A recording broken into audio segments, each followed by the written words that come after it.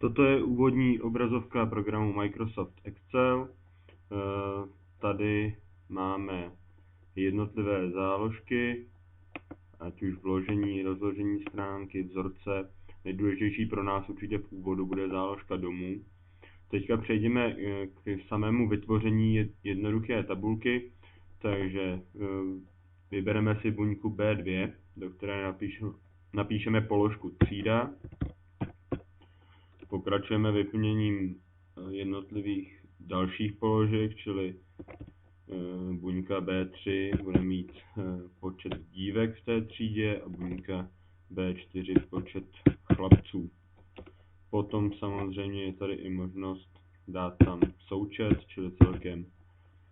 Krom dívek a chlapců je ještě třeba doplnit jednotlivé třídy, čili třída první A, tak jak to máme ze zadání, třída první B a takto pokračujeme až do konce vyplnění celé tabulky, čili třída druhá B a počet jednotlivých dívek a chlapců. První to bude 12.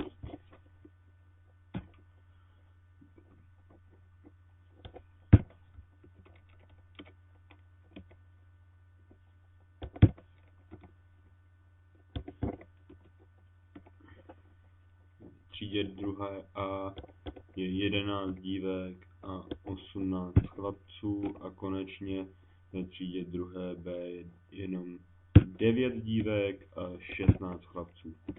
Teď, aby jsme mohli vytvořit položku celkem, tak samozřejmě můžeme ji ručně sečíst, ale to nebude to nejlepší, potom by se nám s tím hůř pracovalo, když bychom měnili jednotlivé hodnoty. Takže k tomu můžeme využít dvě možnosti. První z nich je ta, že si klikneme tady na tento vzorec, čili součet. A už nám to samo označí jednotlivé buňky, které chceme sčítat, čili tady v tomto případě právě bude sčítat dívky a chlapce v třídě první A. To je jedna možnost. Druhá možnost je ta, že nebudeme využívat tohoto vzorce jednoduchého pro součet, ale zmáčkneme rovná se, které označuje úvod do nějakého vzorce a napíšeme suma. A když napíšeme to suma, tak to také vybereme kurzorem.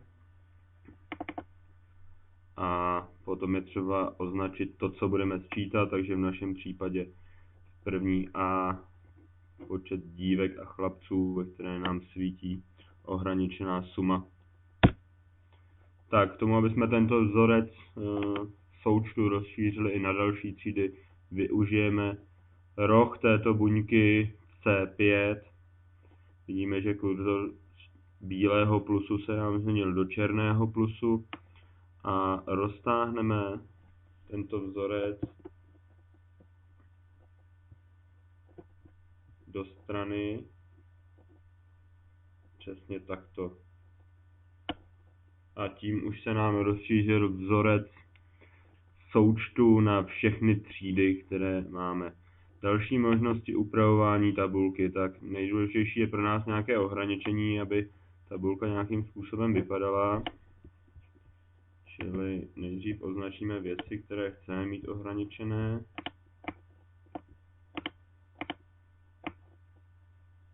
Tímto způsobem. A ohraničení buněk se dává touto ikonou, kde zvolíme všechna ohraničení.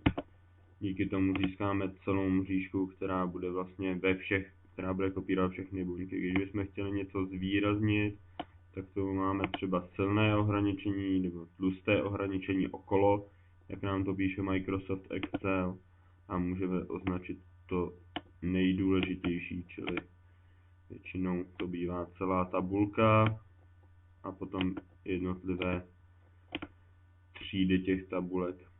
Tak, to není všechno, co můžeme dělat s buňkou Microsoft Excel. Můžeme ji také zarovnat, tady se vidíme, že to nemáme zarovnané úplně ideálně, takže zarovnání textu třeba vpravo vidíme, že nám zarovná, nebo můžeme chtít, aby jsme to měli doprostřed, možná i nalevo.